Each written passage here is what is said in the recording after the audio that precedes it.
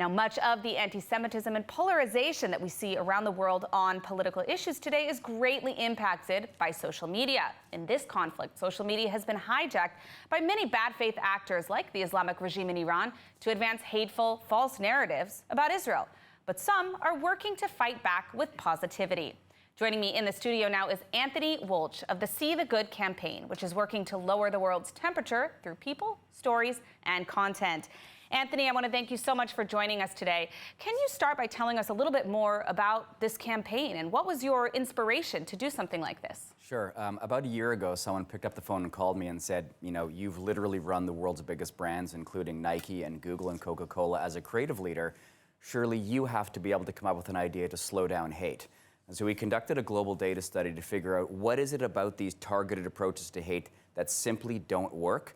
Common sense will tell you why they don't work, but data science will converge in the same place. So See the Good was born out of that data study, and See the Good is a data-driven, celebrity-amplified global anti-hate campaign that is purpose-built and strategically built to unite people to combat the rising tide of hatred and division. Now, social media, as I'm sure you know better than anyone, is a numbers game. Who is taking part in this campaign? Who is participating, and how do you plan to break through so that people actually see the good? Well, to begin with, I mean, it's vital and it's really important that this campaign is amplified by people who have a huge voice and a huge platform.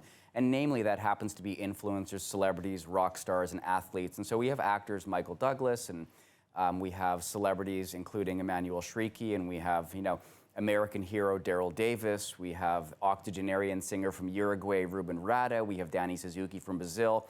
So it's people from around the world who are uniting specifically to lower the amount of hate that young people are facing today.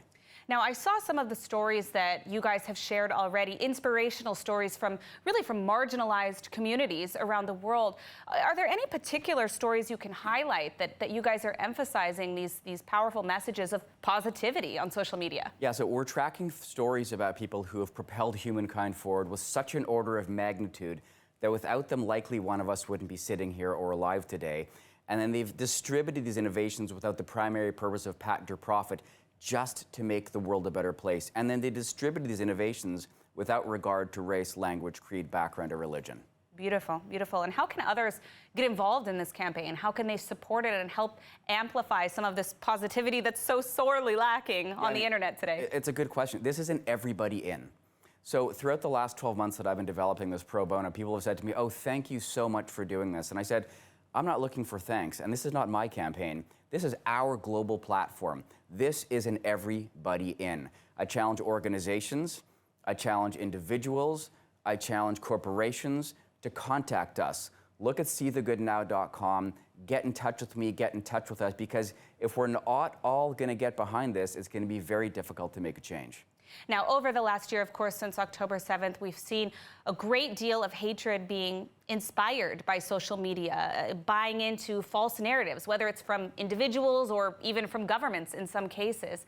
Was there a particular moment that stuck out to you where you realized, wow, this really needs to change? And do you think that this campaign has the power to really make a dent in the level of hatred that we're seeing on social media today? So I live in Canada. And, you know, if you take a look at what journalism has done to the narrative over the last 12 months, it's pretty obvious. If you remove the fuel, you have no fire. Stop reporting on these ridiculous incidents. You have to change the narrative. In fact, you know, algorithmically speaking and mathematically speaking and statistically speaking, hate is like a grain of sand. Of 8 billion people, this grain of sand is proliferating these messages of vitriol that we're all exposed to today. But you know what? We are the beach. Why are we not washing over that grain of sand? Because nobody's doing anything about it. This has to be a united front.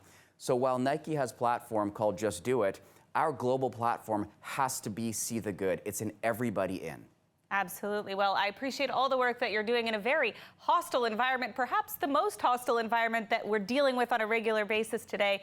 Thank you for joining us today. Thank you kindly for having me in.